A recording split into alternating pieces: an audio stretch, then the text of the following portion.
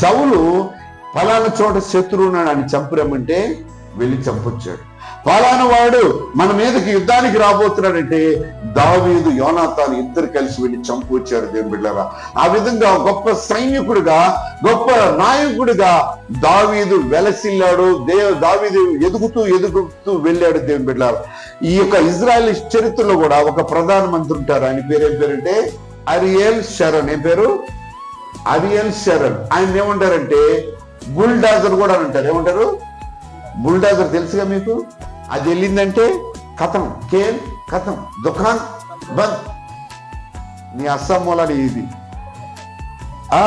ఆయన వెళ్ళాడంటే బుల్డాజర్. ఆయన పేరు ప్రధానమంత్రి చేశారు. ఆయన సైన్యాధిపతి నుంచి ఆయన మళ్ళీ ప్రధానమంత్రి అయ్యాడు ఈ దేశానికి. ఆయన వెళ్ళాడంటే దేవుని బిడ్డలారా, ఇక ఆ ఏరియాలో మొత్తం నాశనం. ఎందుకంటే అతను యూదుడు. హల్లెలూయా. దావీదు కూడా యూదుడు. ఇదిగో అక్కడ ఏలాతులో శత్రువులు రాబోతున్నారు. ఇదిగో లేకపోతే హైఫాలో శత్రువులు వస్తున్నారు, లేకపోతే గాజా బోర్డర్ లో శత్రువులు వస్తున్నారంటే ఎవరు వెళ్ళారో తెలుసా? అరియల్ షరన్ వెళ్ళాడంటే చాలంతే మొత్తం అక్కడ సైన్యాన్ని అక్కడ అంటే శత్రు సైన్యాన్ని మొత్తాన్ని కూడా నాశనం చేసొచ్చు. ఆయన ఎప్పుడైతే వృద్ధాప్యంలో చనిపోయాడో దేవుని బిడ్డలారా, ఒక 4-5 సంవత్సరాల క్రితం పాలస్తీనాలో సంబరాలు చేసుకున్నారు. ఎందుకంటే వాళ్ళ ప్రథమ శత్రువు అతను. ప్రథమ శత్రువు నెతన్యాహు అన్నా ఎక్కువ ఉండి ఆర్డర్ ఇస్తే బాంబులు పేలుతున్నాయి. మనం డైరెక్ట్ గా లోపలికి వెళ్ళిపోయాడు అంతే. అలాంటి సైనికుడు ఆయన. దావీదుని ఏమంటారండి, అరియల్ షరన్ ఏమంటారంటే వీళ్ళు దావీదు అంటారు. ఏమంటారు? దావీదు ఎలాగైతే చేసేవాడో ఆ విధంగా అరియల్ షరన్ కూడా చేశాడు. కనుక అతన్ని దేవుడు ప్రధానమంత్రిని చేశాడు. హల్లెలూయా, హల్లెలూయా. ఆ తరువాత దేవుని బిడ్డలారా, ఆయన ఎదుగుతూ వెళ్ళినప్పుడు ఆయన రాజు అయిపోతాడు. సౌలు కుమారుడు చనిపోయిన తర్వాత రాజు అవుతాడు. రాజు అయిన తర్వాత దేవుని బిడ్డలారా, ఆయనకు ఒక కొదువు ఉంటుంది. రాజు అయిన తర్వాత ఆయనకు ఒక కొదువు ఉంటుంది. రాజ వస్త్రాలు వేసుకుంటున్నాడు. అదిగో దావీదు మనం చూసాం కదా, సిటీ ఆఫ్ డేవిడ్ ఎంతమంది చూసాం. దావీదు ఇల్లు. ఆ ఇంటి నుండి దేవుని యొక్క ఆ ప్రాంతానికి వెళ్ళడం, అక్కడి నుంచి పరిపాలన చేయడం, ఇవన్నీ చేస్తూ ఉన్నాడు. కానీ ఆయనకు కొదువు ఉంది. ఏంటంటే దేవుని మందస్సము పొలములో ఉంది. దేవుని మందస్సము యెరూషలేములో లేదు. దేవుని మందస్సం యెరూషలేములో లేదు. కెరూబులు సెరూపుల మధ్య ఉండే ఆ దేవుడు ఆ యొక్క దేవుని యొక్క మందస్సము యెరూషలేములో ఎప్పుడైతే లేకుండా పోయిందో ఆయన ఏమనుకుంటాడంటే యెరూషలేములో నా దేవుని సన్నిధి ఉండాలి. హల్లెలూయా. నా దేవుని సన్నిధి ఉంటే మేము వర్ధిల్లుతాం. దేవుని సన్నిధి ఉంటే మేము ఆశీర్వదించబడతామని చెప్పేసి దేవుని బిడ్డలారా, ఆ తరువాత ఆయన ఏం చేస్తాడో తెలుసా?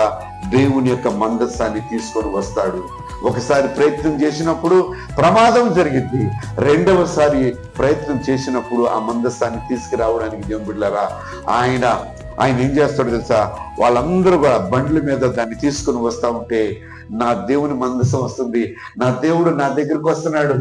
నన్ను రాజుగా, నేను గొర్రెల కాపరిగా ఉన్న నన్ను ఇదిగో రాజుగా చేసినటువంటి నా దేవుని మందసం యెరూషలేము వస్తుందని చెప్పేసి ఆయన కూడా వెళ్ళి వాళ్ళకి ఎదురుగా వెళ్ళి దేవుని బిడ్డలారా, ఇదిగో రాజ వస్త్రాలు తీసివేశాడు.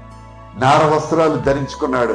ఇంకా ఆ తర్వాత అక్కడ రాయబడి ఉంది దేవుని బిడ్డలారా, ఎన్ని మీకు చూపించట్లేదు, టైం లేదు కనుక. అక్కడ ఏం రాయబడిందంటే వాళ్ళు శక్తి కొలదంట. ఎంతైతే శక్తి ఉంటుందో అంత శక్తి కొలది దావీదు వలె నాట్యమా. రాజా మీ పాట వస్తున్నప్పుడు రెడీ ఉండాలి. దావీదు వలె నాట్యమాది తండ్రి నేస్తూ. ఆయన మహారాజు దేవుని బిడ్డ. ఇశ్రాయేల్ సర్వ దేశానికి ఆయన మహారాజు. ఏం చేస్తున్నాడంటే డాన్స్ వేస్తున్నాడు. నాట్యం జరుగుతూ ఉంది. జరుగుతున్న సమయంలో వాళ్ళ యొక్క మందసము ఎప్పుడైతే దావీదుపురం అంటే మనం చూస్తున్న సిటీ ఆఫ్ డేవిడ్ లోనికి ప్రవేశించిందో, దావీదు భార్య మికాల్ ఏం పేరు ఆమె ఏం చేసిందంటే కిటికీలో నుంచి చూసింది. కిటికీలో నుంచి చూచి ఏమంటుందంటే తన హృదయంలో ఇన్సల్ట్ గా ఫీల్ అయింది. అంటే షేమ్ గా ఫీల్ అయింది. అరే, ఇశ్రాయేల్ రాజేంటి రాజ వస్త్రాలు తీసివేసి ఒక పనికి మాలిన వాళ్ళతో కలిసి నాట్యం ఆడుతున్నాడు ఏంటి అన్న భావనలు ఆమెకి కలిగింది. దేవుని బిడ్డలారా, ఇదిగో దావీదు అయినా కూడా రాజైనా కూడా రాజు వస్త్రాలన్నీ తీసివేసి ఆయన ఏం చేస్తున్నాడు తెలుసా? దేవుని మందస్సు ముందు నాట్యం ఆడుతున్నాడు. దేవుని మందస్సు ముందు ఆయన నాట్యం ఆడుతున్నాడు. బైబిల్ అలా శక్తి కోరదు. ఎంతైతే శక్తి ఉందో ఇక ఏమి లేదు, అది వస్తుంది. రాజుని నేను ఈ తర్వాత ఆ కార్యక్రమం ఉంది, ఈ కార్యక్రమం ఉంటుంది, లేకపోతే అది చేయలేదు ఇచ్చేయలేదు, ఏం లేదు. మొత్తం అందరూ వచ్చారు కానీ బిడ్డలారా, అందరూ నాట్యం ఆడి దేవుని మందస్సం ఎక్కడ ఉండాలో అక్కడ పెట్టిన తర్వాత వాళ్ళందరూ కూడా మంచి విందు జరిగిస్తాడు. హల్లెలూయా. విందు జరిగించి దావీదు వాళ్ళందరిని కూడా చెయ్యి వేసి దేవుని బిడ్డలారా యెహోవా నామమున వాళ్ళందరినీ ఆశీర్వదిస్తాడు. ఆశీర్వదించి యెహోవా నామమున తన కుటుంబాన్ని కూడా ఆశీర్వదించాలని తన ఇంట్లోకి వెళ్ళినప్పుడు మీకాలు చూటు పోటు మాటలతో ఏమంటుందంటే, రాజు ఇశ్రాయేలు రాజు అయిన నీవు ఒక తక్కువ వాళ్ళతో నీవు కలిసి నాట్యం ఆడతావా? ఇది చాలా షేమ్ఫుల్ మన రాజ్యానికి, ఈ రాజా ప్రసాదానికి అని చెప్పేసి ఆమె అన్నప్పుడు దేవుని బిడ్డలారా ఆయన ఏమంటాడంటే, నీవు అలా అంటున్నావు కదా, ఇదిగో నేను ఇంకా నాట్యం ఆడతా. నా దేవుని కోసం ఎంత షేమ్గా నేను అయిపోయిన పర్లా, ఎంత అవమానించబడ్డా, ఎంత నిందించబడ్డా, ఎంత ప్రజలు లేకపోతే మీలాంటి వాళ్ళు ఎంత మమ్మల్ని త్రోసివేసినా కూడా అంతగా నేను నా దేవుని సన్నిధిలో నేను ఆరాధిస్తాను. హల్లెలూయా, హల్లెలూయా.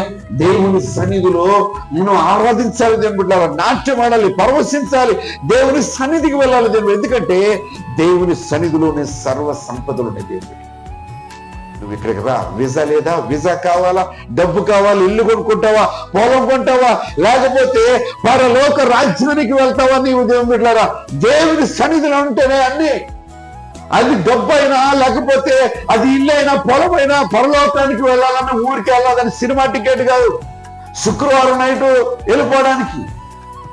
అది దేవునితో ఉంటేనే. హల్లెలూయా. దేవుని బిడ్డలారా ఆయన దావీదు మహారాజు దేవుని బిడ్డ, ఇస్ అ కింగ్. ఆయన 100 మందిని పెళ్లి చేసుకోగలడు. ఆయన 100 ఇల్లు కట్టాలంటే కట్టగలడు. లేకపోతే 100 మందిని ఏమి చేయాలన్న 1000 మందిని.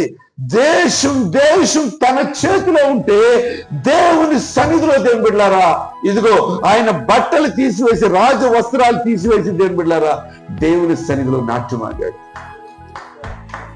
యెరూషలేము రావాలి, యెరూషలేము దేవుని మందస్సం రావాలి. ఏ ఇంటిలోనికైతే దేవుని మందసం అనగా ప్రార్థన వస్తే నేను ప్రార్థన చేయాలి, నా ఇంట్లోనే మోకరించాలి, నా ఇంట్లో దేవుని స్తుతించాలి, నా పిల్లలు నేను కలిసి దేవుని ఆరాధించాలని ఏ విశ్వాసి, ఏ యొక్క భక్తుడు కోరుకుంటాడో దేవుని రాజ్యంలో ఉంటాడు. ఆ ఇల్లు ఆశీర్వదించబడింది.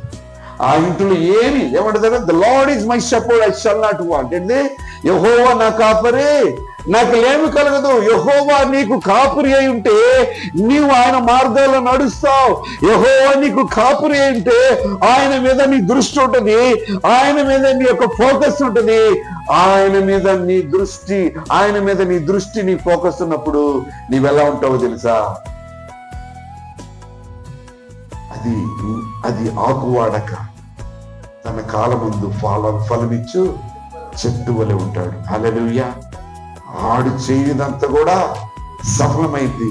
వాళ్ళు ఎలా ఉంటారంటే ఇంకా వారు తమ పిల్లలు బల్ల చుట్టూ ఒలివ మొక్కల వలె ఉంటారు. హల్లెలూయా.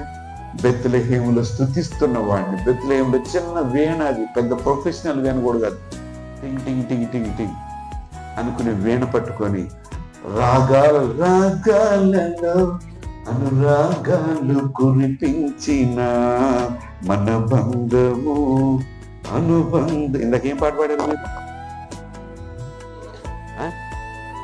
నవజీవన రాగమాలిక ఇదే నా కోరిక,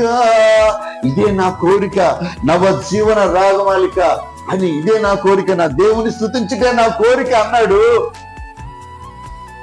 ఆయన తీసుకుని వచ్చి ఇశ్రాయేలు సింహాసనం మీద కూర్చోబెట్టాడు. దేవుళ్ళారా ఆయన కూర్చోబెట్టడం కాకుండా ఇంకేం చేశాడు తెలుసా మీకు? ఒక మర్మం చెప్తాను మీరేనండి. ఆయన కూర్చోబెట్టడమే కాకుండా ఆయన గర్భమందే ఆ దేవుడే పుట్టాడు. ఆయన గర్భమందే ఆ దేవుడే మనుష్య రూపుగా, కృపాసక్తి సంపూర్ణుడిగా యేసు క్రీస్తుగా పుట్టాడు దేవుని బిడ్డ. అంతగా దావీదాన్ని ప్రేమించాడు, నాకు ఇష్టానుసారుడు. మీరు ఒక వచనం చదివిన అపోస్తుల కార్యములు 13:22 ఒక్కటి చదవండి, నేను ముగించేస్తాను, గవర్నమెంట్ టైం అయింది.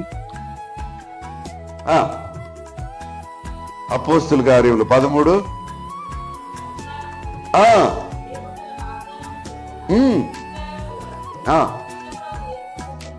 ఆమేన్, హల్లెలూయా. అతని సంతానములు, హల్లెలూయా, యేసు ప్రభుని ఏమంటారు? దావీదు కుమారుడు అంటాడు దేవుని బిడ్డలారా. ఇదిగో ఆయన్ని సమూయేలుతో అన్నాడు, నా హృదయాన్ని దావీదు పాపం చేస్తే దేవుని బిడ్డలారా వెంటనే అంటున్నాడు, అయ్యా నన్ను క్షమించండి. క్రైస్తవుని యొక్క లక్షణం ఏంటో తెలుసా? పాపం చేయకుండా ఎవరుండరు దేవుని బిడ్డలారా. పాపం చేసావా, ఇంక చేయనయ్యా, నన్ను క్షమించండి, నేను క్షమిస్తాడు. హల్లెలూయా. దావీదు ఎలాంటి వాడంటే, తప్పు చేస్తే నేను చేశానయ్యా, నన్ను క్షమించక చేయనయ్యా అంటాడు తప్ప, ఎవడు చేతి నేను రాజుని, ఎంతమందిని చేసుకుంటా, ఎంతమందిని చెప్తాను అనలేదు. బూడిద పోసుకున్నాడు మనిషి మీద, దేవుని క్షమించమని కోరాడు. అలాంటి వ్యక్తికి దేవుడు ఎంత భాగ్యాన్ని ఇచ్చాడంటే దేవుని బిడ్డలారా, దావీదు వంశము నుండే యేసుక్రీస్తు బెత్లెహేములో పుట్టాడు. రాజనా ఎంత భాగ్యం అన్న దేవుడే. హల్లెలూయా. ఒక దేవుడు ఎవరు కడుపును పుట్టలేదు, సౌలు కడుపును పుట్టలేదు దేవుని బిడ్డలారా. మహానుభావులు ఎంతో గొప్ప ఉన్నారు బైబిల్లో, వాళ్ళ గర్భాన్ని పుట్టలేదు. కానీ నా హృదయానుసారుడని ఒక్కసారి ఆయన అలా అన్నాడంటే, ఆ హృదయంలో నుండి ప్రభు యేసుక్రీస్తు ప్రభు వచ్చాడు. హల్లెలూయా, హల్లెలూయా, హల్లెలూయా. అందుకని హృదయ శుద్ధి వారు నిలవారు ధన్యులు, వారు దేవుణ్ణి చూస్తారు. లేచి నుంచోండి. హృదయమే నీ ఆలయం క్రీస్తు, నీ నామము గానం విదితము కాదే, ఇలలో ఎవరు వివరించగలరు.